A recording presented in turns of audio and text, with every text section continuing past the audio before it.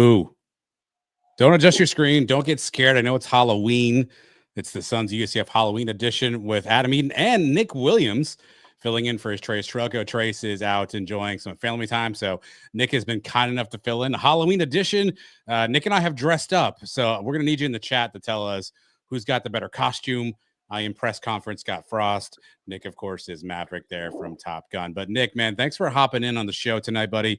Welcome to Sons Live. I think your first time hosting, is that right?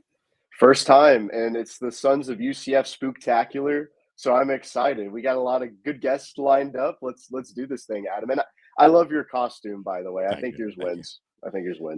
It took all of 7 minutes to do this. But Nick, before we start, if you don't know Nick Williams, let's get to know a little bit about Nick Williams. Nick, you're currently at UCF. What year? What grade are you in?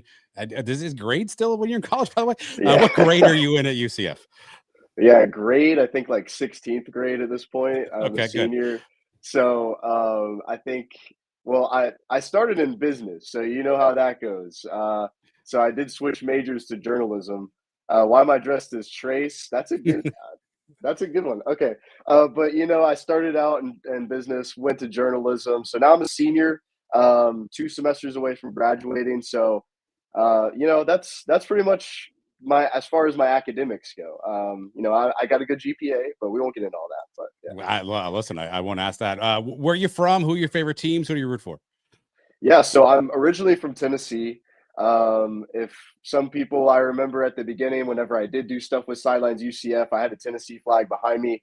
People made me quickly change that in the UCF community. So I did have a UCF flag behind me at my old place, but now I'm living in Orlando. I was commuting for a little bit, but yeah, I'm from Tennessee. Moved down to Lakeland, Florida, whenever I was 6 years old, and we root for the Bucks. Always have, always will, and yes, I do have a soft spot for the Tennessee Volunteers, but it's go Knights and everything like that. But that's where I'm from. It's the roots. And you can find Nick, obviously, Nick doing a great job for us covering football, basketball, baseball, some volleyball, some soccer. You were recently at Cameron Indoor Stadium, Nick, covering the UCF Duke game. Tell us more about that experience. What was it like being in Cameron Indoor? Man, it was really a dream come true. I feel like it's a lot of, journalist dream to maybe go there, and because where Media Row is, you are right in front of the Cameron Crazies. I mean, I like to share this story with people. A guy's like literal saliva, like a spit, went on my phone as I was tweeting, because that's how close you are. There was a girl behind me. Strands of her hair fell on my phone too while I was tweeting out. It was just surreal. It was a great experience. Of course, thank you, Sons of UCF, for making it happen. And I mean, apart from being in Media Row, the SID there, Kyle Serba, he was a huge help to me. Loved every second with him. He was the one that kind of helped me find all the Johnny Dawkins things inside of the arena, which there was a lot of. And as far as the experience goes, I mean, it's a very small stadium. It's arena, but Cameron Indoor Stadium. And I mean, it's historic. So it was awesome to be there. The locker room, they allowed us to go in the locker room afterwards. That was incredible. Didn't have much time in there because Dawkins came up, but wow, it was crazy. And I mean, I think I told you this, but it's not UCF. It's not in the circle. You can find your way if you just walk in a circle. You're walking up hills. 10 minutes. It took me 10 minutes to find food because I was walking, lugging my tripod and my backpack around. But there's hills everywhere. We're not in Florida anymore. You are not in Florida anymore. We'll get to know Nick more throughout the show, Nick. But speaking of not being in Florida, that's where the Knights will be this weekend as they head to Baylor to take on the Baylor Bears. 4-3 are the Knights coming off a big win against West Virginia. Baylor, a little bit of flounder, lost 2 in a row here. They're at 4-4, Nick. Game coming up on Saturday. Do you have any idea what to expect from this Knights team based on what you've seen of the first 7 games? Well, I'm going to expect good defense. That's the first thing. And as far as it goes from just this season, I'm going to look back in time as UCF has gotten into Big 12. We have not done good on the road against Big 12 teams. So I'm trying not to get my hopes too high. We're both kind of in the same boat. Both got 4 wins. I mean, we finally matched our win count from last season, so things can't get much worse from here. But like I said, that defense, we got to stay strong here. I know that the game notes showed that we've been holding it down these in the fourth quarter of every game. Everybody knows about the first quarter of the game. Only one game, which was Cincinnati, that we let up that one touchdown in the first quarter, but every other first quarter held them to 0. Fourth quarter, we're doing really good too. I think it was only 3 or 4 first downs allowed in the fourth quarter. So the defense is what I'm most excited to see going into Waco. Well, that's what Nick's perspective is. Nick, let's get some perspective from a guy you know really well. Andrew Cherico brings us our one big thing this week. One big thing. UCF picked up a much-needed win over West Virginia before heading into the bye week, where they now continue to build confidence and rest as they prepare for a strong finish to the season. Coach Frost knows if the team executed just a bit better in the fourth quarter of some games, the team's record would be different right now and they'd be in a different situation after this midpoint in the season. But Coach Frost knows he has to put that behind him and help the team finish strong, one game at a time and with pride. It's important. We're just going to focus on this game right now. I'd love to see these guys finish this season in a way where everybody's happy and they feel like they've accomplished a lot. But this team's made a lot of strides, and the tough thing is we were close to winning another 1 or 2 and making this a completely different year. But now we got a chance down the stretch to see if we can win some of those close games. With Coach Frost revealing Taven Jackson was going to be the starting quarterback going into the week, it seems there's new clarity on who will be the starter for the rest of the season. And now, speaking bigger picture, the Knights sit at 4-3 on the year, just 2 games away from bowl eligibility. And to be honest, they should be able to get it done. But it all starts with a win in Waco against Baylor on Saturday. And until next time, I'm Andrew Cherico for the Sons of UCF. Andrew Cherico reporting live from a library. It sounds like with that clip, Nick. Obviously, interesting that Frost came out this week and announced Taven Jackson the starter. He's been pretty coy all season long about who the starting quarterback is. Obviously, the bye week helps, due to the injury that Jackson's had. What do you make of Scott Frost coming out on a Monday and saying, "Hey, Taven's my guy. He's the guy getting reps all week long"? How much do you think that can help this Knights team? Yeah, I think it's tremendous to do that. Like you said, we've been lacking that all season. It's always kind of staying in the dark about who's going to start. One week it's Cam Fancher, another week it's Taven Jackson. And I think that instills a lot of confidence, not only to your team, but the fan base. A lot of people are, like I said, are worried about going on another Big 12 road game. But hey, this is our guy. We're sticking with him. He's going to go out there, put on his best performance, and I'm looking forward to it. And I'm glad that also the media availability is on Monday are letting us talk to more players. Originally, it was just Frost for a little bit, but now we're starting to get the players' perspective, and I'm excited to see that, especially with like Tuesdays with coordinators as well and the players. But it's a lot of fun, and I hope to see Taven Jackson kind of be like, all right, Frost says I'm the guy, the fans know I'm the guy, so let's do this. Well, the bye week came at a good time for the Knights, obviously, particularly from the injury perspective. Each week, I have a chance to sit down with Latavius Murray as part of his Knights 247 website. He gives us some insight on what it means to be a player and maybe a prediction for the game, maybe some things to look at. This week, I thought it was interesting, Nick. Latavius talked a little bit about what it means to kind of take care of your body during a bye week. So I want to play this clip of Latavius's perspective on what it means to take care of yourself during a bye. Look, I was one of those guys who, early before practice, later after school and class, I just was a big believer in prehab, if you will, right? Honestly, you may be healthy, you may not have a significant injury, but rolling out, icing, stretching, just really taking advantage too of the trainers that have to really be there for the most part of the day, and just lean on them and use them to take care of your body and stay healthy. So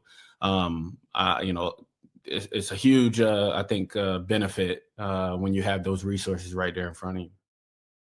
If you want more of that conversation, go to knights247.com, sign up. You can get the entirety. Nick, I also asked a question. I asked Latavius why the training room was named the Bortles and Murray training room, not the Murray and Bortles training room. So you don't want to miss that answer.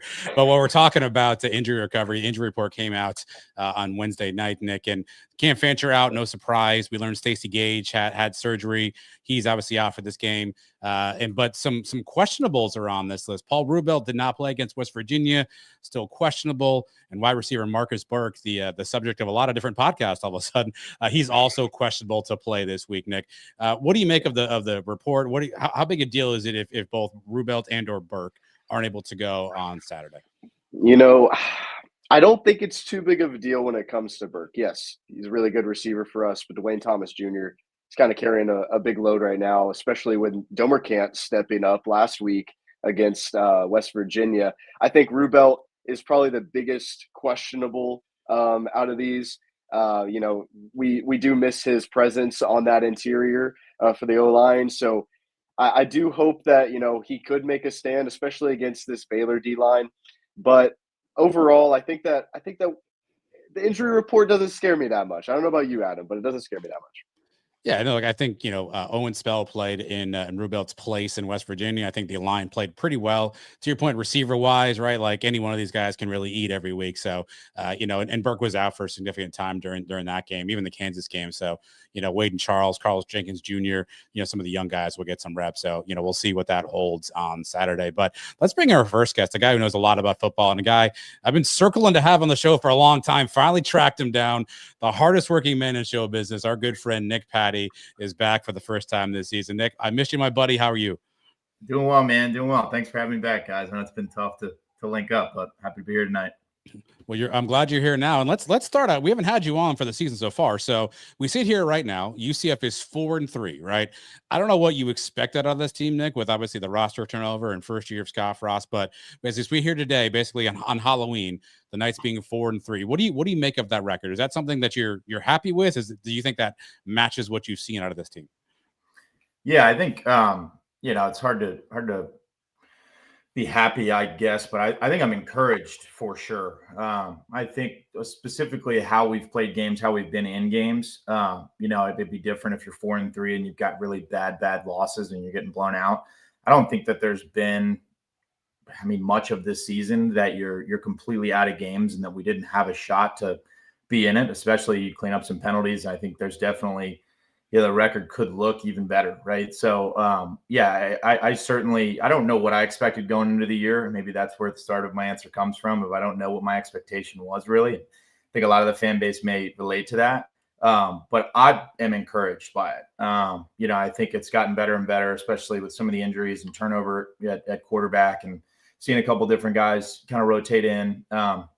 You guys were just talking about finding that kind of go-to receiver that we sort of worked into what that looks like in the run game. So, I'm encouraged by it. Especially I think the defense is the biggest thing to be encouraged too. It was a huge question mark coming in with certain hires that some of the fan base had questions on. And, you got a lot to be encouraged of. So I think the record is facetious of sorts for me, but encouraged because I think it could look a whole lot better, honestly.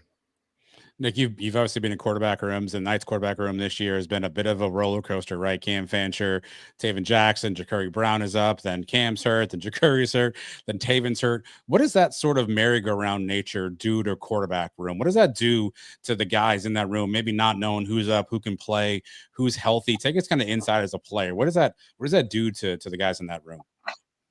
Yeah.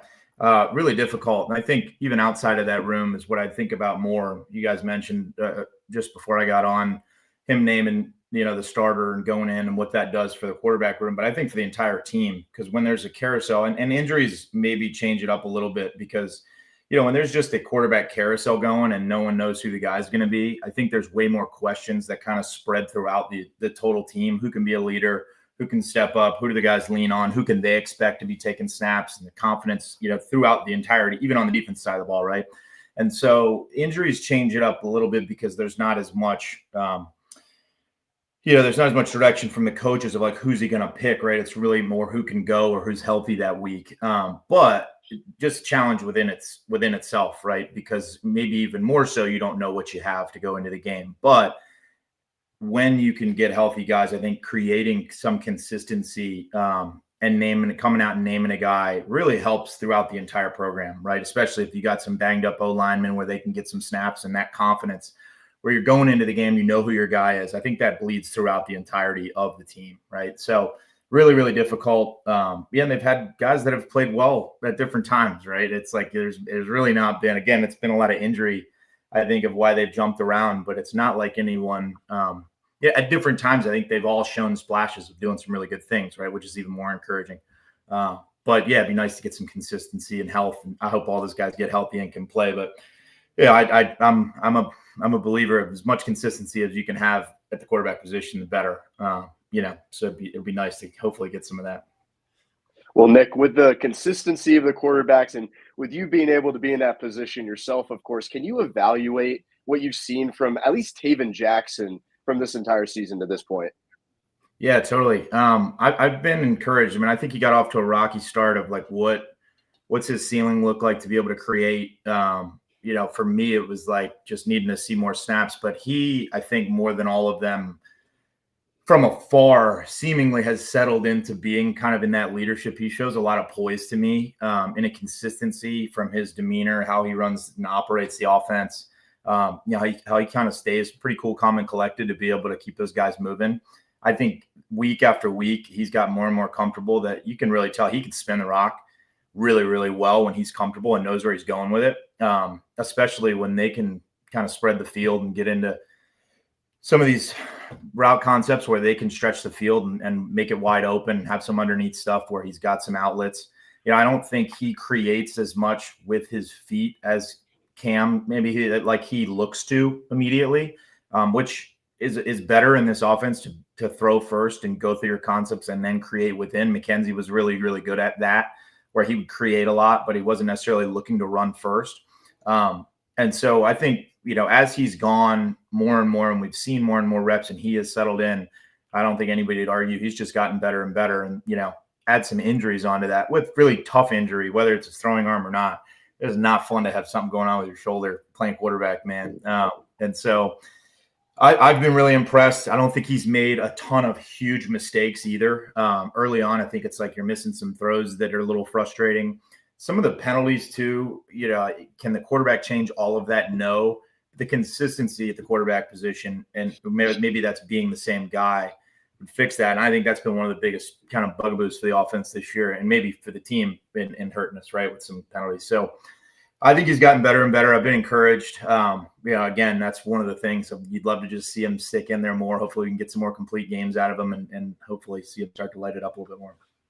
Yeah, we talked on poise, and it's funny because Coach Cooper, offensive coordinator, he likes to talk on how that's kind of, he tries to coach it, right? It's a mental thing. It's not fully physical to coach, but is that a coachable thing? Where you coached that under Scott Frost? Is there any similarities when you were here with Frost and now you see these different quarterbacks on the field? I think so for sure. Their offense has definitely evolved, specifically in the run game. But I think that, a lot of it is very, very similar. Frost is huge on coaching on feel. He's going to let you kind of play your game and do your thing, right? A lot of it is concept driven, even in the run game. It's complex, but it's very, very much like playing point guard, if you will, where if you just work within a couple rules of the offense, you can create. It is built for the quarterback to be able to create, which is why I love, McKenzie being involved, because no one was better at it than him. But it's hard to coach that, to prepare, to say, hey, if something breaks down, create. But within the offense and the route concepts and the run game and the RPOs, it's built for that. So it's one read, two reads, and then go make it happen. Do something with your feet, but keep your eyes up downfield, that type of stuff, right? So I don't know that it's coached or that they even did that with us, but it was definitely encouraged, to work within that confine, right? And they had quarterbacks. We watched a lot of film of the guys at Oregon when they had them there, even back to, certainly Mariota, but even like Jeremiah Masoli and those guys, it's always been the same, where even if something kind of quote unquote breaks down, that's the glory of the offense, that it spreads the field out. It uses numbers. It uses the entirety of the field. It uses splits, whether it be run game or pass game, which creates opportunity if you can get on the move and get out of the pocket, to be able to do that. So I don't know that it's coached as much technically or rep wise in that, but the offense is built for it, if that makes sense. Nick, I'm always amazed by the recall of football players. I remember a couple of years back, Marlon Williams was watching Ole Miss play. Jeff Lebby was the offensive coordinator, and he was tweeting like, I know every play they're running because I was in that same system. When you watch UCF this year, is there anything that you kind of brings you back and go, okay, I know what they're running. I know this play call. I know the formation. Like, can you still see things from 2016 that what you're seeing Frost do now in 2025? Yeah. Totally. I have to be reminded of it sometimes, but as much as it's in there somewhere, it definitely comes back. But it would be hard for me to recall it like off the top of my head. But every game that I watch, I'm like, like to think I know pretty much everything that they're doing. Especially they get into certain personnel groups, and you just kind of know, we remember their tendencies and what they'd like to do against certain looks. I think one of the things, and we sort of we're very, very similar at Boise, and they do a similar job of it. They don't have a ton of different plays. The playbook isn't huge, but they do a ton of personnel groups and a ton of different formation sets. So they'll run one play and they can do it out of 6 different formations, whether it be like 2 tight ends, 2 wide outs, or if it's 2x2 or splits and different. So it can be one play run 5 different ways. And so I think that's where the multiplicity of the offense, if that's even a word, comes in. But yeah, I definitely remember some of this stuff, and it's fun to watch. It makes it a ton more fun to watch when you know, or some of the recall, or at least I think I remember us doing certain stuff. So yeah, it hasn't changed full sail, man. But they've definitely got some different wrinkles too, especially in the run game.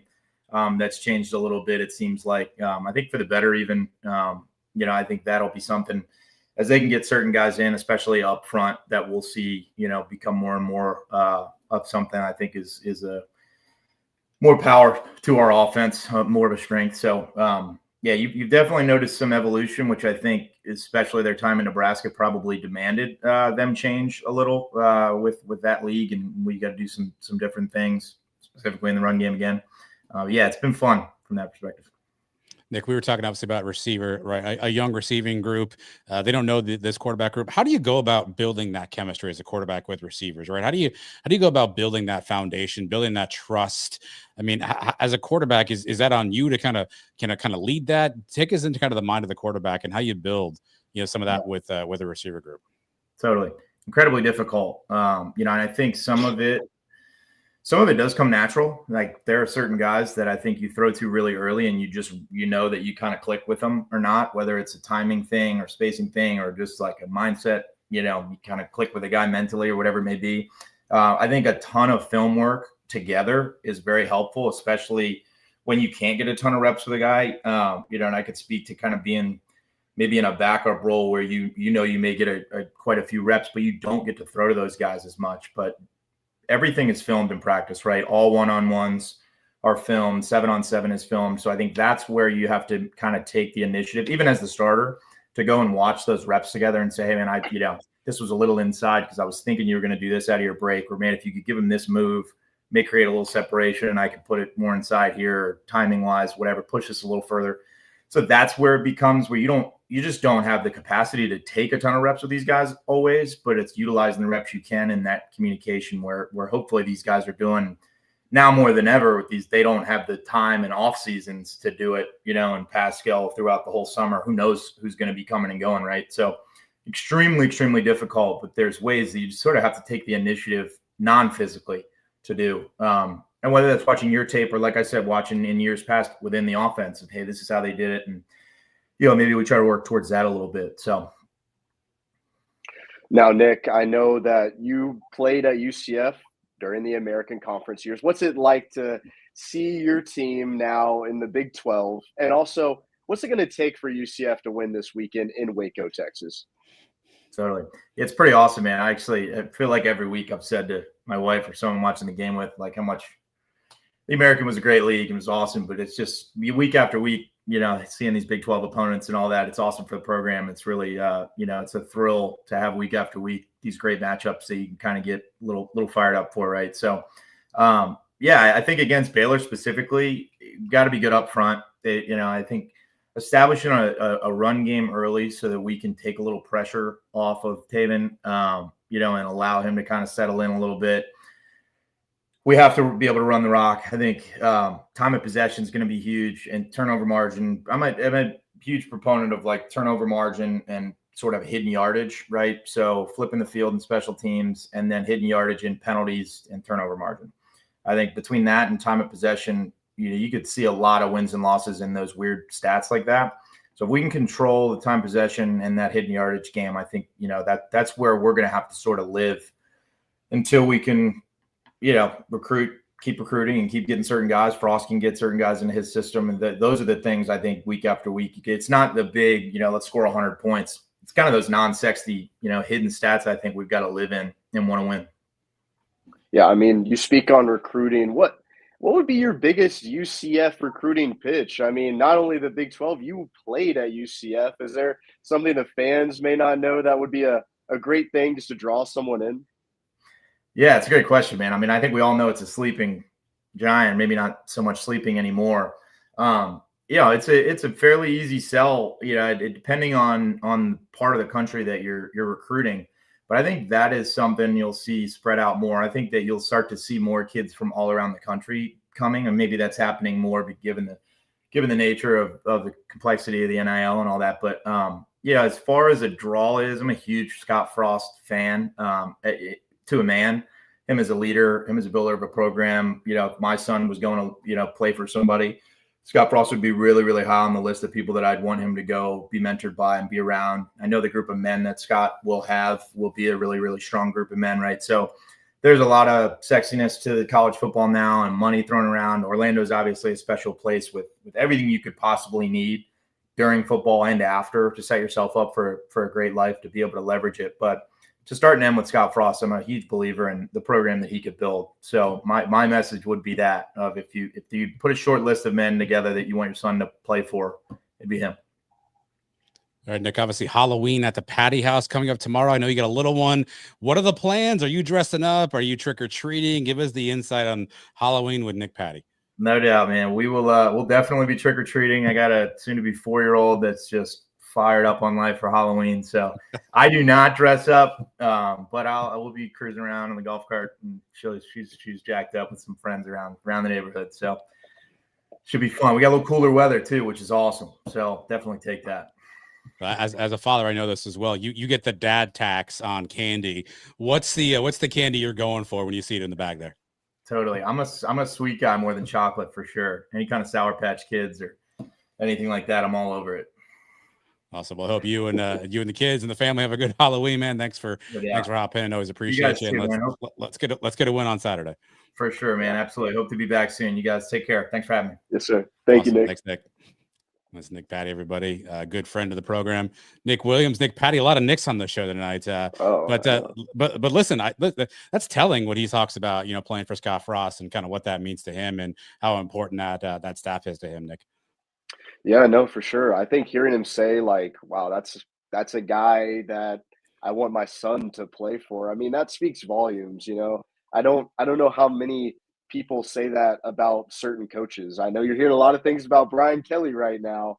So, to hear about a coach like Frost being, not only a good coach, but a mentor to men, that's a great thing to hear. You're not hearing anyone saying they want to send their kid to play for Brian Kelly, but that's not in the Big 12. What is in the Big 12 is our friend Jeff Allen, who compiles the Big 12 Minute to keep you up to date on everything happening this weekend. With the calendar about to strike November, let's take a look at the standings as the race for the Big 12 title game starts to unfold. BYU and Cincinnati hold the top two spots with perfect 5-0 conference records. One game back at 4-1 are Houston and Texas Tech, with 4 teams 2 games back in Utah, Arizona State, TCU, and Kansas State with 3-2 records. There'll be several matchups amongst several of these teams in the coming weeks that will factor how that race shapes up this month. The schedule for this week looks like this. West Virginia is at number 22 Houston for the Little Noon kickoff on FS1. Also kicking at noon, UCF visiting Baylor on ESPNU.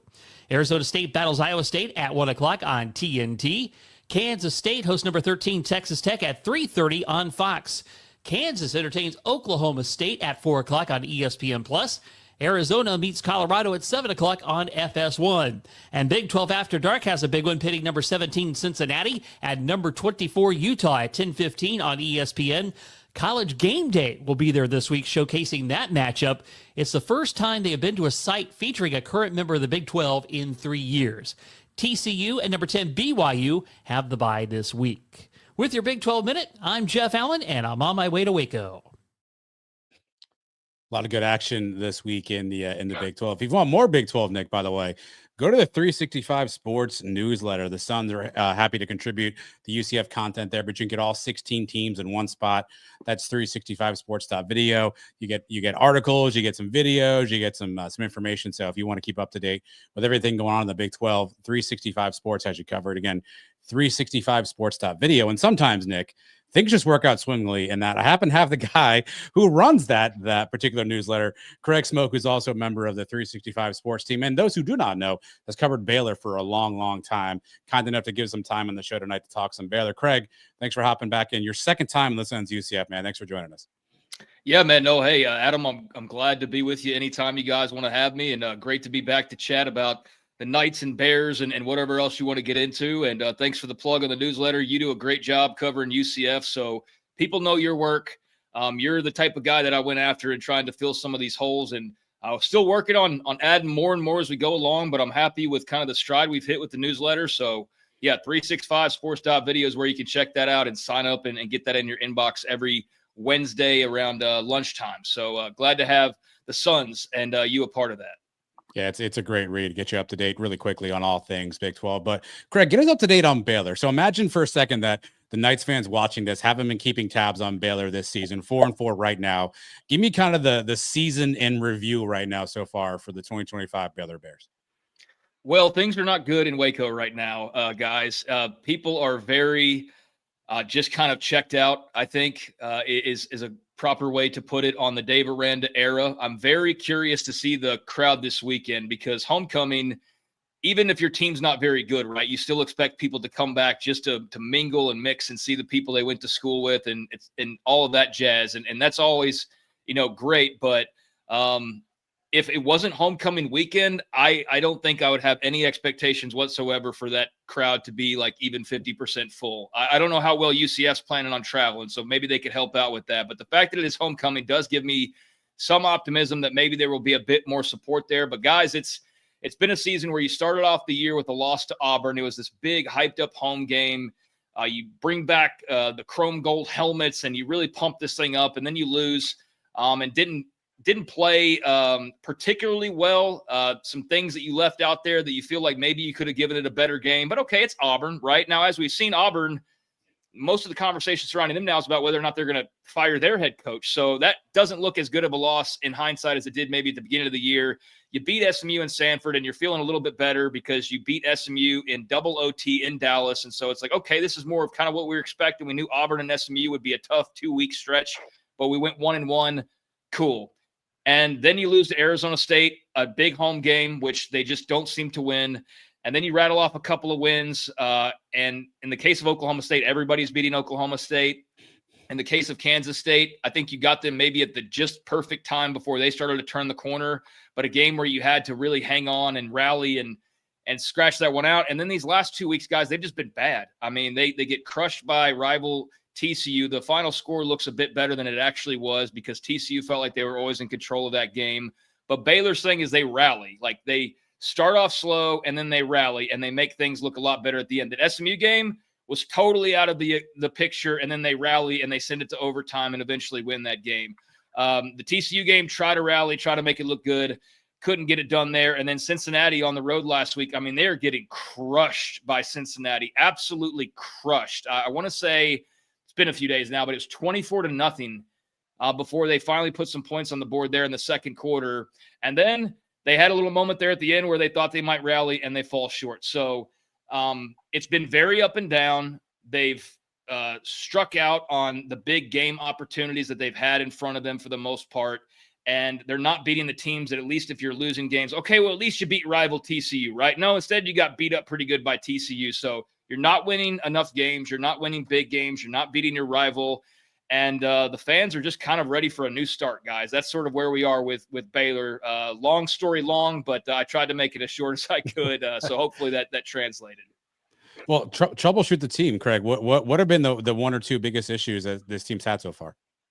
Yeah, I mean, they're not very good on defense. And that's frightening, right? When your head coach is Dave Aranda. Like, how are you not possibly good? Not even like, I don't expect them to be great or excellent every year, but at least be better than average. And they have not even been that at times this year. The defense is a big issue. And it is definitely their biggest issue at this point in time, especially in the secondary. I think UCF's going to have some good opportunities to score some points this weekend.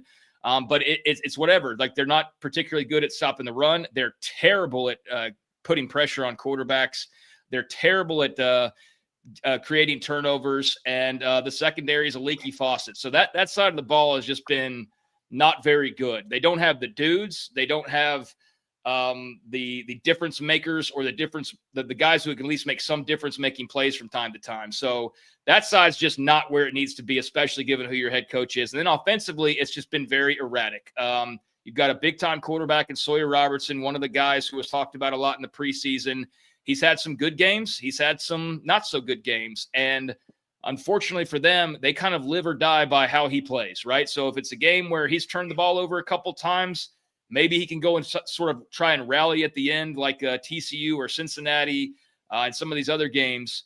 But lately they've been falling short and even doing that. So the turnovers have been problematic for Sawyer. He's not running the ball as much, and no one can really quite pinpoint why. Is he protecting himself?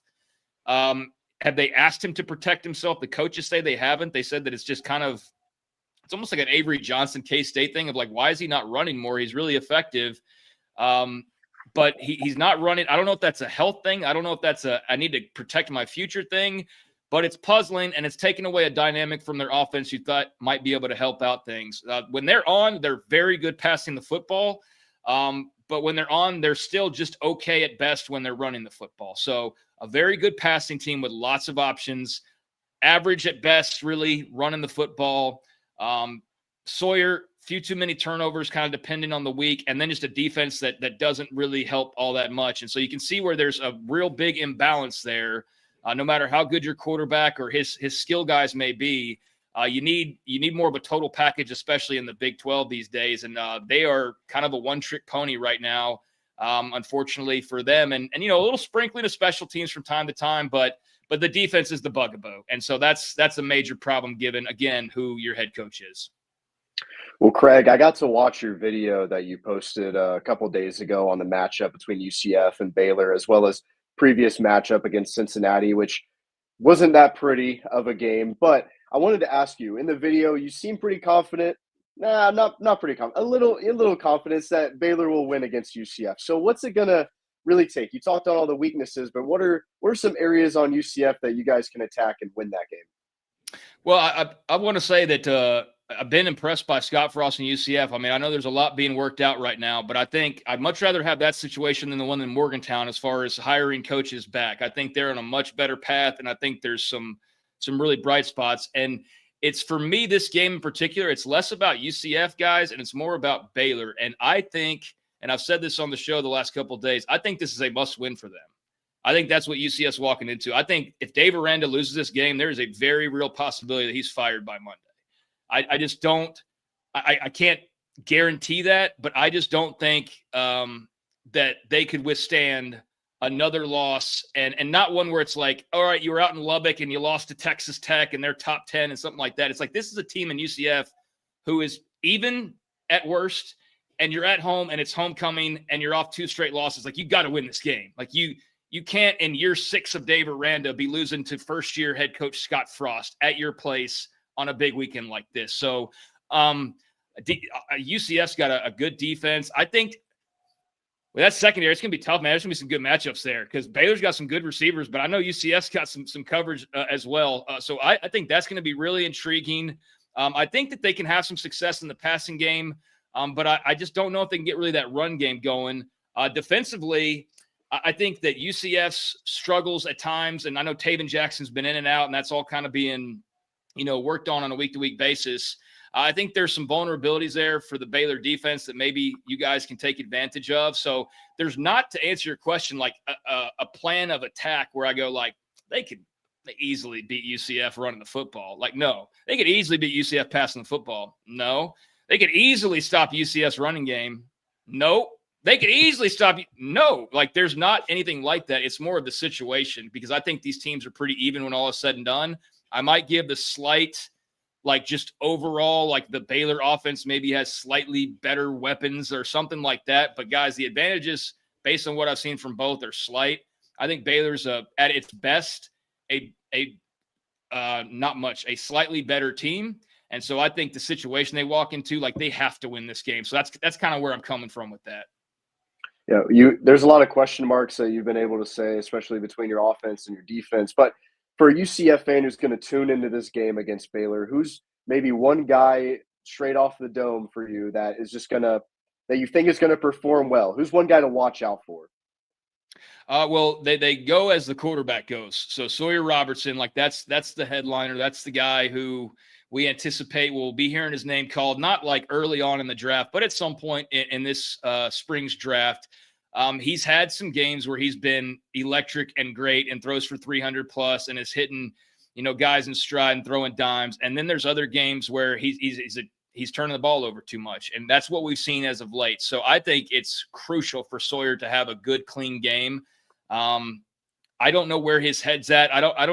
It's just a really weird mood around here because they have not lived up to expectations, which they're pretty lofty, like compete for the Big 12 type expectations. And they're not in that mix at all. And so Sawyer was also a guy where coming into the season, it was like, oh, here's a potential Heisman contender if things go right. Or here's a guy who could be all Big 12 first team quarterback. And I don't think he's anywhere in that conversation either. But if they're going to beat UCF or beat anybody else on their schedule, it's going to start at the quarterback position. They don't have a run game where you can go like, oh, yeah, Bryson Washington, like, man, you can't tackle him. That's not been the case this year. They've got a group of pretty good wide receivers. So I'll give you a second name that I think would apply to your question. Michael Trigg, their tight end. If there's a dude that UCF's got to go like, hey, we got to really watch out for this guy, I think that would be the dude, would be Michael Trigg. I think he's a guy who's going to be playing in the pros.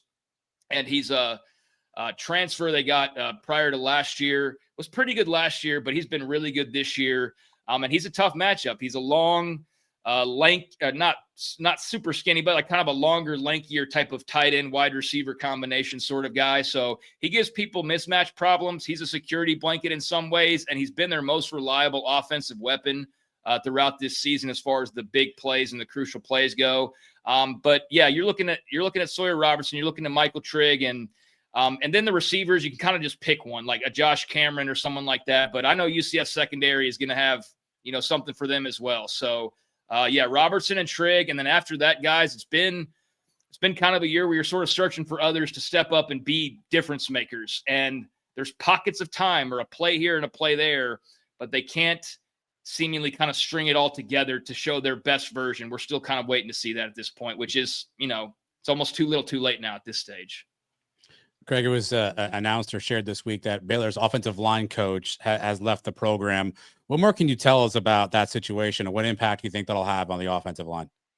Yeah, so I still have not heard every little detail about it, but the best I've been able to get is that there was some type of situation in practice last week where he and another assistant coach got into it verbally, and I think there might have been some things along the way that has sort of added up or just kind of, you guys know, when you're not playing well and you're losing games, you lost back to back, everybody's already kind of an anxiety high anyways. So I don't know if that was that bubbling over, but words were exchanged and I'm still kind of waiting on full clarity.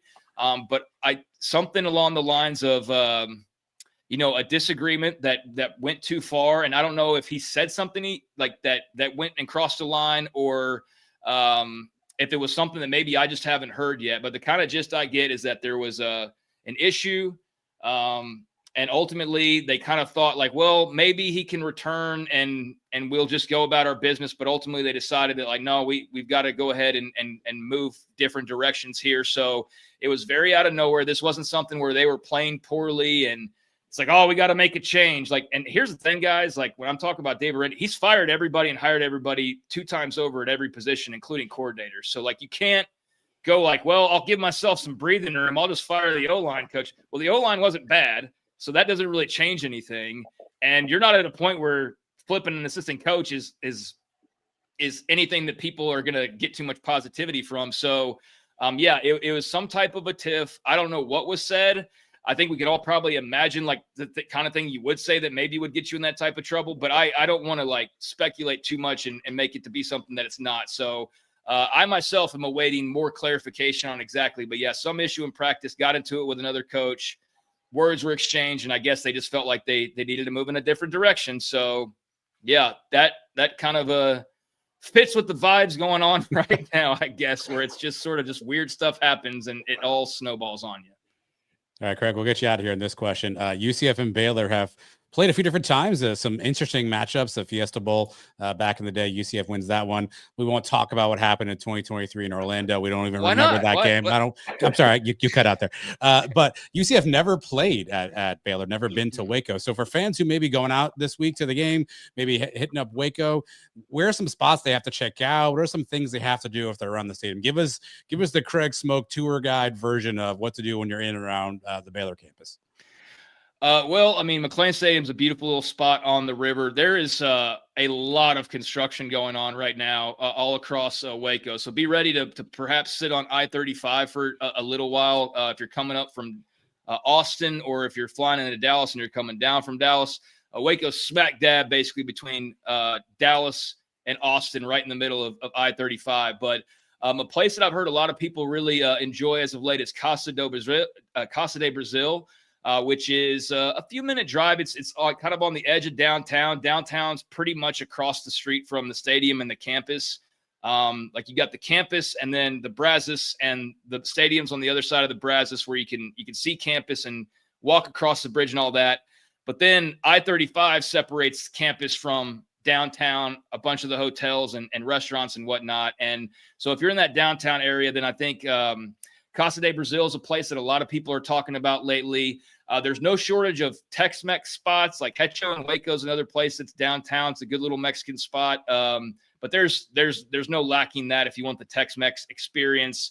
If you're trying to do, like, I don't know how much time people have, you're trying to do like highbrow, high scale steakhouse dinner, then Diamondbacks, which is also downtown. It's a place where they usually take recruits for dinner or big celebration types of dinners. So those are a couple of places that are, I guess, probably on the higher, more talked about end. But there's a lot of places popping up sort of all the time. So I think you can probably find a little hole in the wall, or just ask around. People are plenty happy to give suggestions. And there's always the Magnolia sites to visit as well. There's a couple of restaurants around where Chip and JoJo kind of have made their it's not an amusement park, but I do refer to it as Magnolia Land. So there's some places around there. And one of the places around there is called the Backyard Bar and Grill.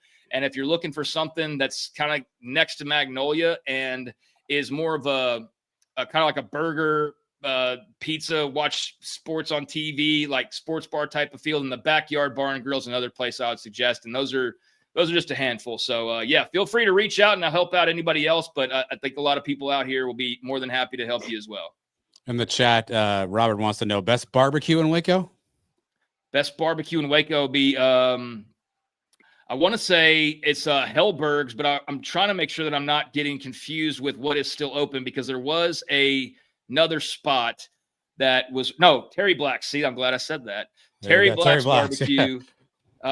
Because there was another place that was pretty well regarded and it shut down in the last few months. And there's so much barbecue action around here. I'm sure the barbecue fans have seen like the Texas monthly list, but there's so much throughout the state. It gets kind of confusing, but yeah, Waco and Terry Black's would be the go-to, I would say, as of right now. There's some other spots that are pretty good, but I think that would be the one that would probably be the most recommended. And that is right there on 8th Street downtown. So not too far away at all. And I think that's definitely a spot UCF fans need to check out. They want some Texas barbecue. Great. You guys do a great job every weekday covering the Big 12, covering all things in college sports and pro sports. Where can people find 365 Sports? Give us a couple of plugs for what you guys are working on. Yeah, sure, man. We're on YouTube each day from 3 until 5:30 to 6 Central Time. But of course, it's YouTube, so you're available all the time. But we are live from 3 to about 5:36 Monday through Friday, talking Big 12 and really college football all show long every day. But definitely a Big 12 lean. We get into some of the other national stuff because that's fun too. But we always resort back to the Big 12. So if you just want some regular sports talk action in your afternoons, we've got that live, but also clips that'll all come out. So we're getting close to like 70,000 subscribers, I think. So any UCF fans want to like help get us over the hump the next few days, that would be great. And then we like just yesterday we had Kalani Sataki on, we had Willie Fritz on, so we have Big 12 coaches on the regular. We look forward to talking to Scott Frost again, talk to him at media days, but I'm sure we'll round back around to him at some point. So yeah, 365 Sports YT is the YouTube handle. 365 Sports YT is where you can find us. Just hit that like and subscribe. We'd appreciate it. And then the newsletter, 365sports.video, is where you can find the website and sign up. And then we'll just shoot that newsletter to your inbox. But you can also check it out there on the site if you so choose as well. So that's where most of my focus is right now, fellas. And that's where you can find most of what I'm doing. So yeah, appreciate the plug. Craig, always appreciate you, buddy. Thanks so much for what you do for the Big 12 and covering everything. And let's hopefully have a great game on Saturday. Maybe we'll catch up after this and we'll see whose team came out on top. But we always appreciate you, Craig, and thanks for hopping on. Hey, man, UCF has great coverage. I mean, you guys do an incredible job with Sons of UCF. I definitely know that's my go-to when I'm trying to figure out maybe a thing here, a thing there. Adam, you're a good dude. It was great to talk to you at media days and kind of a little bit since then, but look forward to talking to you more and doing more stuff, man. And appreciate you for having me on. And I won't mention the last game, but this is a rubber match. So this is a rubber match coming this weekend. So and I think, this would be a great win for the Knights. And like I said, this is a must win for the Bears. So it might not be for like first place in the Big 12, but I think both fan bases know like this is an important game, man. So I'm looking forward to seeing how it shakes out. Awesome, Craig. We'll catch up soon. Thanks, buddy. Thanks a lot. Thank you, Craig. Thank you. Thank you. Again, they do a great job, by the way. If you're not familiar with 365 Sports, each weekday they're covering the Big 12, Nick. And must win for Baylor, must win for the Knights, right? Something's got to give this Saturday, Nick. Yeah, something has to give here, Adam. I mean, both are four wins right now, like I mentioned, and over there it kind of seems like they have a little bit more on the line. Homecoming game, coach is on the hot seat. Now we just want to win over here, so that's what I'm looking forward to. But I can't wait for this one on Saturday. And talking to Craig right now, it's got me pumped up. I don't know about the fans watching it, but I'm pumped.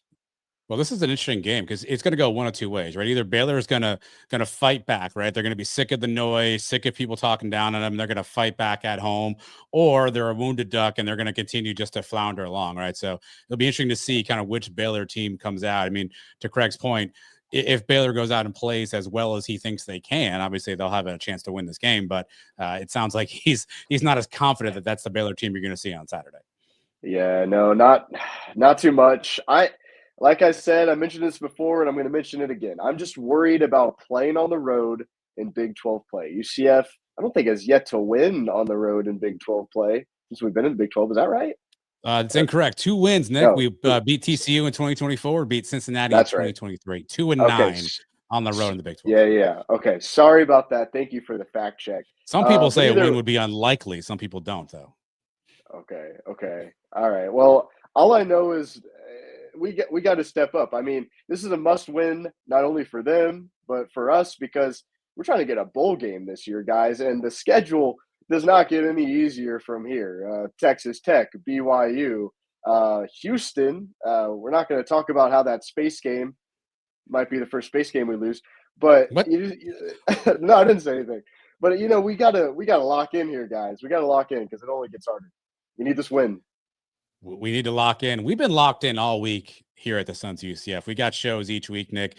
No Around the Kingdom this week, but To Your Point with Jeff Fallon and a whole host of people are on. So we've got To Your Point. We have Pegasus Podcast. If you missed it, here's a quick snippet of what you're missing out on.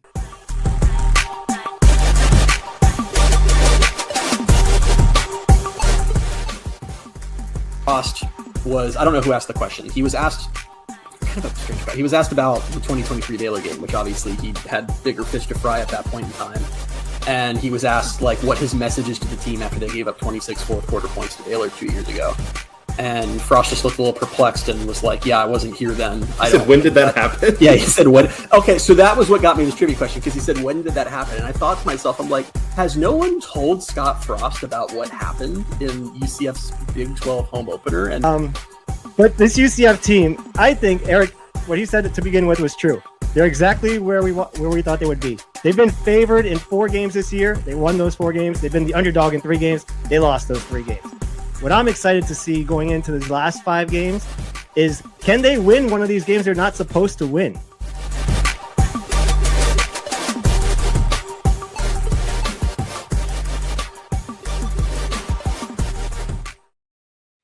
Again, if you follow on YouTube, those particular shows are posted in their entirety. Check them out on our Sons of UCF YouTube. Nick, let's turn quickly to hoops. That's going to come around the corner here on Monday. Tip off against Hofstra. UCF goes 0-2 in the preseason, losing at Duke, a game you were at, and obviously losing at home to LSU. Nick, we've seen 2 games of this Knights team. Again, it's preseason. It's hard to really know. But what do you make so far of what you've seen of this brand new, once again, Knights basketball team? Yeah. Well, unfortunately, I wasn't able to cover the LSU game, sadly, but I was keeping up with great coverage from Andrew Cherico, Andrew Gregg during the game. It's you gotta do better on the foul trouble. That's the first thing my mind goes to. A lot of people are saying house calls against Duke. Some of the calls were very questionable, but when you get into foul trouble like that, and then you're in the bonus plus a lot of the times, like, you got to realize that the discipline needs to be there. And these are just exhibition games. You're getting the jitters out of the way before you go up against Hofstra. But also the first half, we look pretty solid. I'm honestly not that worried about this UCF basketball team. Now, we got to see what happens when we get to Big 12 conference play. And I think a lot of the times people are not that worried until the season really starts.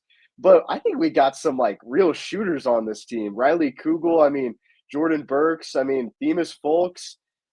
This team has a lot of the pieces that are needed. And Dawkins talked about how he wanted to get more physical, get bigger, and he got those guys that fit the frame. And we just gotta dribble the ball right, get the ball in the hoop, and get this thing going. Dawkins' 10th year. Let's make something happen. It's been a minute since we've been to March Madness, Adam. I'm well aware, Nick. Also, congrats to you. One of only, I think, maybe a handful of people who can name 3 people on this current UCF Knights basketball team. So kudos to you for that. But let's hear what Johnny Dawkins is thinking about as he prepares to start his 10th year at UCF. Well, I thought it was a great game for our guys. That's what exhibition games are for, to learn about your team, learn about your chemistry and your rotations. And it gave us a great job to see that. I thought our guys did a good job. We battled. We had our moments.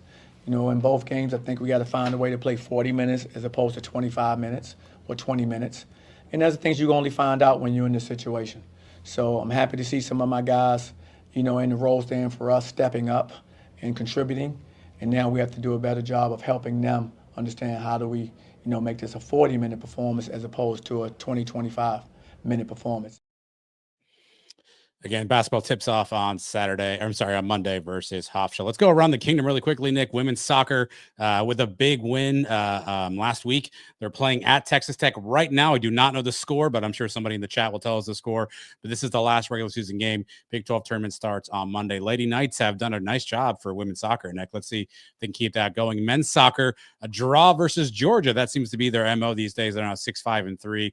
They play Coastal Carolina Friday in Orlando for a Halloween spectacular. And volleyball, a nice win, Nick, knocking off number 17 BYU, 3-1 on that one. Now 4-6 in the Big 12. They're at Utah on Friday again on Halloween. So let's see if the Knights volleyball team can keep that upward trajectory. But Nick, I know you're not new around here, but if you are new around here, do you know what time it is?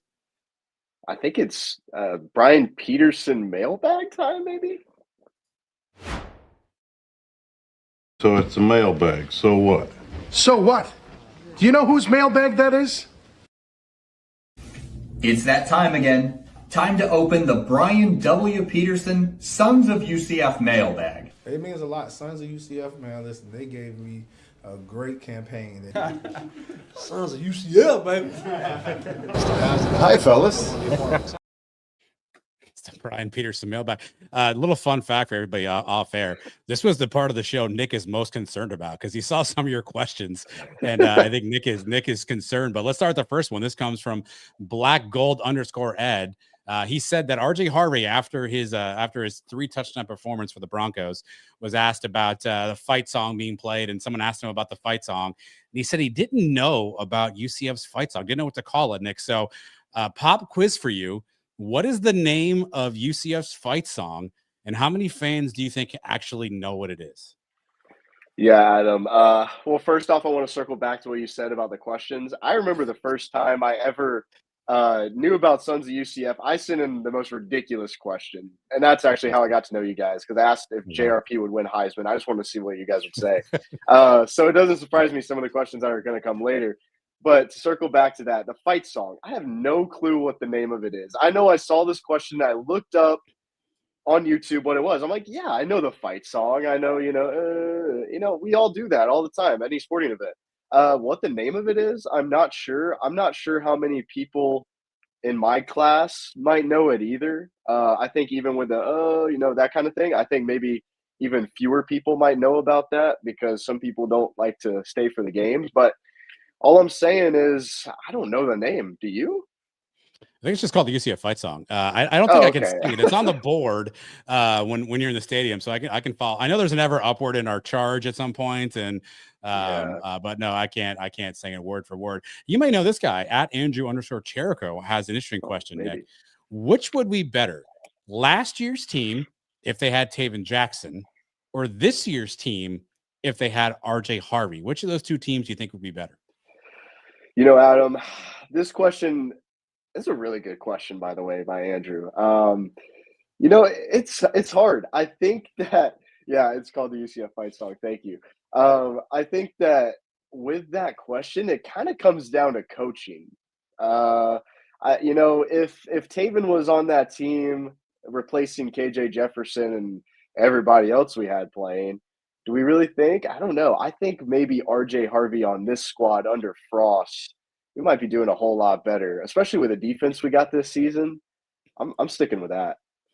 Yeah, I don't know if I trust Gus Malzahn to develop a quarterback, so I don't know that giving him Taven Jackson would have made last year's debacle any better. This one comes from the namesake, Brian W. Peterson. He says he's no football analyst. That's right, he's an accountant, and he knows that Steve Cooper said statistics are silly in his presser, but he thinks UCF's number of penalties and their inability to convert on 3rd and 4th down are a problem. Nick, what do you think? Are statistics silly, or do you think there's some truth to the things that the stats are saying about UCF? I'm surprised that I don't know if I'm actually surprised. I've kind of sat down for a lot of Steve Cooper's press conferences, so maybe that answer doesn't surprise me that much. I sadly didn't get to go to that one, but I don't know. I think that the stats do matter. I think that to push the stats to the side, yes, in football specifically too, like there's a lot of invisible numbers that happen. There's a lot of things that go on behind the scenes that you don't know can make a big difference in the game. But those kind of stats, you got to look at that and be like, okay, we have to fix that because this is what's costing us games. Penalties are what it's costing not only the games in some cases, but momentum in general. So I think you can't brush that to the side. And I like Cooper a lot, but I don't know if that's exactly what I would say in a press conference. I can't wait for you to go to the next post-game presser after answering this question, Nick. From Good Bet, Bad Bet. Who is one player that has underperformed so far, and who do you think is one player that has overperformed so far? Yeah, I had trouble kind of thinking on this one. I didn't think about it too hard, but I like to kind of look at the wide receiver room. I think that the top receiver on our team in receiving yards so far is Dwayne Thomas Jr., aka Speedy. I think he has overperformed. I think that, and for you guys watching that haven't seen me in person, I'm an average size guy. I'm not that tall. I kind of tower over Dwayne Thomas Jr. And this guy could beat me in any foot race. I mean, he is insanely quick. And I mean, to see the performance that he's had throughout the season is really good. I think that for me, for an underperformer, and I know I'm not giving a whole lot of answers here because I'm not getting out of the same position, but Wade and Charles for me, I was expecting him to be wide receiver 1 at the end of this year. And he's been one of the lower receivers. I remember, you and Eric Lopez and Trace, you all play fantasy football with these players. And I think Trace had Wade and Charles, and I was all excited for him. I was like, man, you're going to do great, especially from what we saw in spring camp. But I think he's like 4th or 5th on most receiving yards. Fun fact, he dropped Wade and Charles, and I picked him up. So I now own Wade and Charles stock. Okay. How's that working out for you? I've had better days. I think for me, Nick, One player that I thought was going to make a really big mark this year, and I don't know if it's him, if it's scheme, if it's injury. I really thought Kylan Fox was poised for a breakout year, and Dylan Wade's really taken that tight end spot and really kind of been, candidly, I think Taven Jackson's favorite receiver. I think he's been the most productive receiver so far. So I thought Kylan Fox may be poised for a breakout year. Haven't seen that yet. I think somebody underperformed. I don't think we talked enough about guys like Lewis Carter and Cole Kozlowski, right? I think the linebacker talk was a lot of Kelly Lawson heading into the season, but Lewis Carter and Cole Kozlowski, man, those guys run, they hit, they're tenacious. And they're top. You're 1 and 2 in tackles for UCF. So I think those are two players that we didn't probably talk enough about that really are kind of carrying this defense. At Golden Knight _2 with Cincy, BYU, and Houston all finding their footing in year 3 of the Big 12, and UCF struggling mighty on the verge of the 3rd straight losing season. Should we start panicking, Nick, that we are the doormat of the conference right now? This is a hard one. This is a conversation that a lot of, at least for me, I hope a lot of UCF fans are having this behind doors. Are we? I don't know. I'm getting worried on it a little bit, but I will say this. We talked on this at the beginning, being in a SEC household. Everybody likes to joke around about whenever Missouri and Texas A&M got into the SEC, then people were like, hey, Vandy, it's finally not the worst team because we got Missouri now.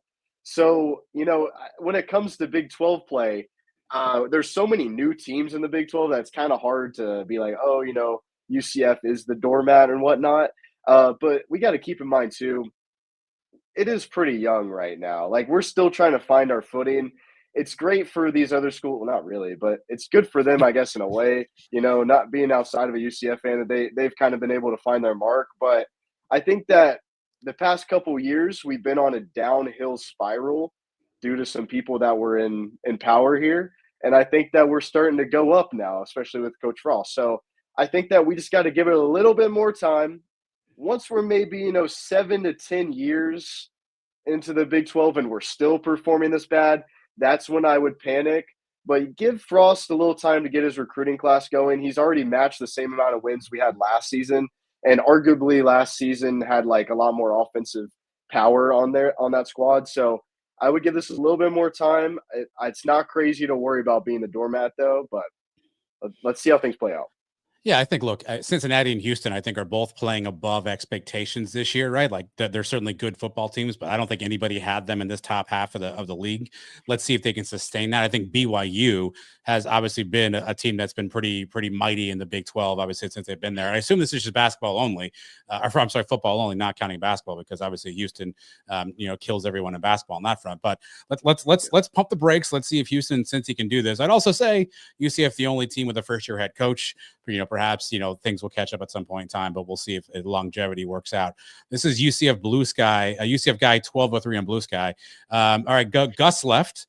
A lot of people want Johnny gone, but we gave Tiffany Robertson-Hadak more time at women's soccer, Nick, and look what she's doing. Is it just luck, or does it just take time to get acclimated to the higher level of the Big 12 competition? Yeah, it's funny those questions are back to back, Adam. I think it does take time. I think that you really got to stick with a guy and hope it works out. I know that Johnny has been on the hot seat for a lot of for the past couple of years, especially with a lot of fans. But I think that especially like getting to meet him and to see what he's trying to build, I don't know if it's necessarily him that's the issue. And with Tiffany Robertson-Hadak, she's done a great job. And I mean, she was also a UCF soccer legend too. So, with Frost being back, I think it's just, you got to give it time, like we're saying, but you can't always like pump the brakes. Like if there has to be a certain limit where it's like, okay, we're losing. See, they did good when they fired Gus didn't really fire him, he kind of left, but we did good to get rid of Gus because we kept going down. If it's with Frost and we keep going down, yeah, you got to make the call. Terry's got to make the call and just get him out.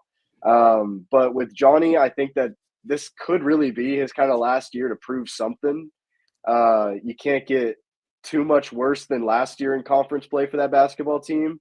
So I really hope that what they got going on matches Tiffany Robertson-Hadak and building that. And Big 12 play is a lot different than American Conference. So Yeah, look, Johnny's had 10 years at UCF, obviously not all the Big 12. I don't think he was killing it in the American prior to the switch to the Big 12 as well. So, and again, I'll do that thing that everybody does. We talk about Johnny Dawkins. You say he's such a nice guy and he's a great man and he's a basketball legend. All that is true. But I think at some point, maybe a new voice is needed. So I don't know that I would say he hasn't had enough time on that one. At Lonely B UCF, should Frost do the right thing and just begin the Brock Hansel era right now, Nick? See, that's the kind of question I'm talking about right there. There we are. That's like JRP for Heisman. No, but in all seriousness, I think it's a funny question. Brock Hansel time. I mean, yeah, what do we got to lose? No, we have a lot to lose right now. Actually, let's try and get a bowl game, guys. But who knows? Maybe he's if you're familiar with the college football video game, maybe he's just a green gem sitting there ready to be put into the game, and he's gonna lead us to a Big 12 conference championship. No, I don't even think he has that much eligibility left. But you know, he'll get his moments to shine. Hopefully, when we're up big against Baylor next week. Well, speaking of another guy, you're taller than Brock Hansel. And this next question, Nick, and this comes from Knights with a One Up Blue Sky. Do we see more Davi, or do we come back with Ja'Cory Brown? Obviously, Ja'Cory's been injured with the shoulder, not on the injury report this week, Nick. So by all accounts, I assume he's available to play. Obviously, we saw Davi take the backup reps against West Virginia. So if I made you head coach, are you rolling Davi as QB2, or are you still letting Ja'Cory Brown grab some reps if you need to? Yeah, I think that I'm still gonna roll with Ja'Cory just because we know what kind of player he is. Yes, Davi did show some spurts of light there that were great. We got to remember who they were playing with this West Virginia team. Like, that team was absolutely bad. Hansel's so hot right now. That's great, you know. But with Ja'Cory Brown or Davi, I mean, it wouldn't be bad to put Davi in if needed, just to kind of see what he does. But because of the depth chart and, you know, who Frost believes in, JB is going to get that job. But I think Davi, like, it was cool, but I think that, you know, that West Virginia defense was quite horrid, honestly. So they kind of made him look a little bit better. I think we got to remember that going into this game. Yeah, I don't mind seeing what you got in a guy who's still got 4 years of eligibility left, but I think to your point, it's got to be the right situation. From Knights 247, based on matchups, which position group do you think has the best chance to shine against Baylor? Best position group. I mean, it's got to be the defense. Well, a specific position group, probably the DBs for sure. I mean, we spoke on this the entire way, and I mean, with Craig on here, he was kind of talking about how that offense is so shaky. If we can get pressure to Sawyer, I mean, this game is ours. You know, we just got to make sure that the offense performs well, but really looking out for that DB group and just hoping that they can make something happen in this game and just keep us in it, because this defense has kept us in it every game this season. I know that they've let up some explosive plays, especially against Cincinnati. We just can't allow that to happen. But this has got to be the moment where we solidify this UCF defense to be like, hey, you know, this is kind of our identity right now. This is what we're basing our it's not that our offense is bad. It's just, hey, this is the group that we're going to believe in the most. At Cap Veach 1, do you think college football programs have jumped the shark and their expectation for coaches? Seems like every program expects playoffs within 3 years, and if not, they're getting rid of that coach and that coaching staff. Is that reasonable, Nick? Is this reasonable? Have college programs jumped the shark with what they expect out of their football programs? I mean, yes. I don't think it's at like this level per se, because I know like we're kind of talking about Penn State, we're talking about LSU, which are big name programs where their fan bases like expect greatness. But then if you look over at Kentucky, they still got Stoops there. What has he done? Like in the past couple of years, like he's had like a few good seasons where it kind of keeps him, you know, staying there. And I know that they finally fired Billy Napier, which I feel like they kept him a little bit longer than they should have. But at the end of the day, these are like top tier SEC programs, top tier Big Ten programs. And I think that plays a lot into it. Because even for an SEC team at that level to have 3 losses, they're kind of like, all right, this guy's got to go. But, you know, and even hearing from, you know, Tennessee fans, like people are like, all right, is Heupel really the big deal? Because, you know, even though it's like he's kind of built us up and got us to the playoffs and blah, blah, blah, like, is he winning the big games? So I think that a lot of people are kind of, it's not even just, am I getting to the playoffs as if I'm winning the big games? Because think about with Ryan Day. last year. Loses to Michigan, they want him fired. And then he's still got a chance at the playoffs, and then he goes on to win the Natty, and now he's their favorite coach. But I think that the hot seat it's around a lot more now with the playoffs, but I think it's really just with the bigger schools. Well, I think everything is situational, right? It's a results driven business. You look at Brian Kelly, for example, right? Like one of my rules is you can't be not good at your job and also be a jerk, right? Those are two things you don't want to do at the same time. And it seemed like that's where things were trending with Brian Kelly. Craig talked about Dave Aranda, who by all accounts is a really nice guy. The results just aren't there, right? I think what's more interesting is more coaches are going to get fired this offseason. Where are you finding all these replacements, right? Where are the better coaches at, right? Like, is there gonna be so many good jobs out there? If you're Baylor, do you wait a year and say, hey, let's not fire Aranda this year, right? Because who do we got to replace him? I don't think coaches are growing on trees that are going to come in and walk in and turn SEC and Big 10 and Big 12 programs around. No, definitely not. And I mean, where do you find them? You just try and find them from G5 schools, and either works or it doesn't. Look at Napier.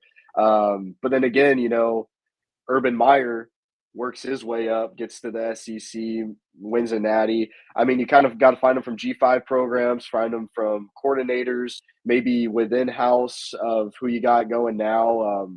But it's really going to be interesting to see the coaching market. I'm very, very excited to see what happens, especially we didn't even mention it yet, but Virginia Tech is a very sought after job.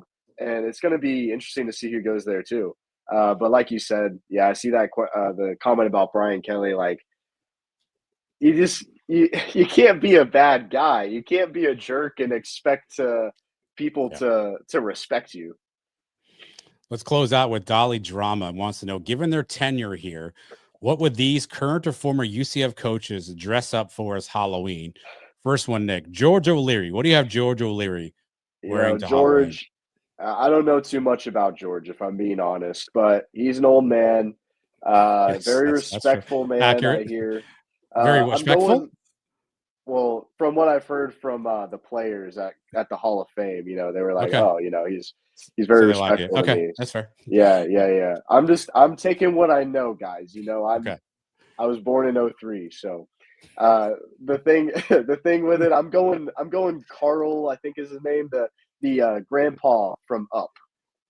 Okay, Matt Dolan stole my answer. George O'Leary, an Irishman, would make a fantastic leprechaun. Next for you, Gus Malzahn. What do you have Gus Malzahn going for? Yeah, I think that I'm going with a meme he was in a lot last season. I actually saw this costume at a party last week. I'm going with like a Chick-fil-A manager or like a McDonald's manager, something like that. He's already got the headset rocking, so. I just want the one where he's got his hands over his head hiding like that. I don't know what you call that costume. I also want something with him on a podium because he spent half the season coaching from a perch. Scott Frost. What do you got Scott Frost going as Halloween? Dude, Scott Frost is hard. Like, I really don't know what to say for Frost. I was kind of thinking on it. Maybe like a tourist or something where he's like very chill. Like, I'm talking like Hawaiian shirt. Something. He's very just relaxed. Like he's the kind of guy where I can't imagine him. Bus driver, that's good. I can't imagine him like, yelling. Like I feel like if he yells, his face is gonna get really red. So I'm just gonna go with something just relaxed. Get a little coconut cup going in his hand. I like that. Yeah, Scott's a tough one. I think I agree with you. Maybe something more relaxed, something more subdued. I have him going as Ken from Ken and Barbie. I think he'd make a great Ken. He'd wear some of that stuff. Like he'd pull it off too because he's just super cool and chill. I think Scott could pull that off. The last one for you, Johnny Dawkins. What do you have Johnny Dawkins going on? When I saw the first thing that came to my mind, I'm sticking with is Mr. Rogers. Same. That was me too. Mr. Rogers. Yes. It's just I don't know. It's just something about it. We talk about him being a really nice guy, very respectable guy. So yeah, I'm going with Mr. Rogers. I can see him in the red sweater vest. Oh, that'd be great. That's a fantastic one. You and I are agreed there. That's the Brian W. Peterson mailbag. But our last segment is What's in the Box. It's brought to you by Alumni Hall. Here's the Alumni Hall box here, 4100 North LFA Trail, is where you can find them. And Nick, first time ever, we're going to do something I've never done on the show before. So a couple of things you should know. One, the Suns always have some interns rolling around. I wake up every morning. There's a new intern that works here. I'm like, where did you come from? I don't know anymore. But I can't keep track of all these interns. But we have a new guy who's been working with us. His name is Miguel Parra. He's been working behind the scenes, doing some production, doing some videos, and he happens to be working behind the scenes for us tonight. And so we're going to do the first thing I've ever done. There's Miguel, who's not wearing the Dolphins jersey, which tells me things are not going well for his Dolphins right now. Okay. So we'll leave that alone. But for the first time ever, Miguel is going to give us the what's in the box question. We have no idea what's coming. We told Miguel literally like an hour before the show started, like, come up with a question. So here we go. Again, brought to you by Alumni Hall, 4100 North Alafaya Trail. Miguel, what is the what's in the box question? Yeah, so I came up with a couple questions here, but kind of sticking to the Halloween season. Just wanted to know, what are you guys must-play Halloween song? Ooh, Nick, you don't do that often. Like Halloween songs, it's like Christmas songs, but you got to go like Thriller by Michael Jackson. Like that's like the most iconic thing. I don't know about you, Adam. Thriller was where I was going to go to. I think that's the most iconic of the Halloween songs. Yeah, outside of that, either that or the UCF third down chant, because we never get off the field on third down. So one of those two songs are probably Monster Mash. I don't even know. Monster Mash, yeah. That sounds familiar. Yeah, I'm not really sure. Miguel, are you a referee? A lot of people are asking, just FYI. Yes, I am. I even got my flag right here. He's got a flag. All right, he's ready. He's ready to throw the flag. Yeah. Halloween songs are trash, says Mario. You said you had multiple questions. Do you have another one? Are you got multiple ready for us? Yeah. I got a more crazy one here. Would you rather fight one horse-sized pumpkin or 50 pumpkin-sized horses? One horse-sized pumpkin. Horse-sized. Well, the pumpkin can't strike me back. Yes. I mean, it's got no arms and legs, so like, is it just rolling at me? Is that what's happening here? We'll say it's alive, like a live pumpkin. But like, if we like punch it, like it's just going straight through, like seeds and everything. Okay. I gotta. Oh, that's kind of tough. I mean, like we're also saying horses. Horses are big, by the way. So like 50 pumpkins. I gotta go with the one horse-sized pumpkin. I feel. No, so far the theme of the show is horses are big, says Nick Williams. I agree with him, by the way. Give me the pumpkin on that one. Anything else, Miguel? What else we got? Is that the last one? You got one more? What do you got? I got one more. All right. So, would you rather explore a haunted forest or sleep in a cemetery? Ooh, haunted. What's haunted about it? Is there a ghost? Yeah. Okay, it's like ghosts. A lot of ghosts. Okay, I've actually been to one of those like things in St. Augustine with a creepy ghost. Gosh, I feel like I'm gonna go like haunted forest just because I feel like it's a little bit more respectful than sleeping in a cemetery.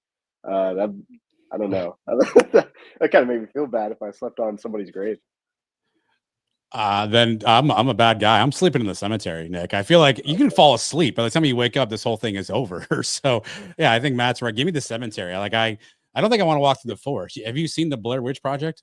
UCF students, by the way, filmed that. I don't know if you guys I don't, which is all fake, I assume. But I don't want any part of that. So I will sleep on somebody's grave if I have to. Yeah, I'll be different then. All right, Nick is different. That is Miguel again. You'll see him around doing some stuff for us as well. Miguel, thanks for popping in and taking on the challenge of the what's in the box question. Thank you so much. Adios to Miguel here. That's what's in the box. Nick, you made it, buddy. That's the show. That's all we have prepared. Everything is done. I've hit all the buttons. I've hit all the banners. It is all said and done. Before we get you out of here, give me your prediction on Saturday. By the way, it's really hard wearing glasses. What's the score prediction Saturday? What do you got? Score prediction. All right. So, UCF's defense has to step up. Hopefully we can contain Sawyer Robertson. I'm looking at probably, I'm thinking like 28-24 UCF kind of just edges them out. That's what I'm hoping for. I really do think after kind of doing some research before this, hearing from Craig, I know he's kind of like thinks that Baylor has the upper edge. I think UCF is we're right on the brink of something great. And I think that we can do it this week. We have to win this week if we want a bowl game, especially with the slate coming up. So I think we win 28-24. What about you? Give me 30-24. I think UCF kicks 3 field goals because the offense sputters, and I think Baylor has the ball with the potential to drive down and try to score a touchdown and win, but they are thwarted by that UCF defense. So give me 30-23 Knights with a victory. Again, everybody, thanks for hopping in. Thanks to Nick Patty. Thanks to Craig Smoke. Thanks to Nick Williams for filling in your first time on the fill-in chair and getting us to wear these ridiculous costumes here, which is fantastic, which really just required me to put glasses on and a hat. So it didn't really have to do much work on my side. Thanks to Miguel for helping us push the buttons and come in and give us the questions. Thanks to all you for watching and supporting everything we do around here. So for Nick Williams, I'm Adam Eaton. We will talk to you all soon. Everybody go Knights. Charge on. I'm Carter Miller. I play center, and thank y'all for watching the Sons of UCF. Excited to see y'all this fall. He's excited to see us, Nick.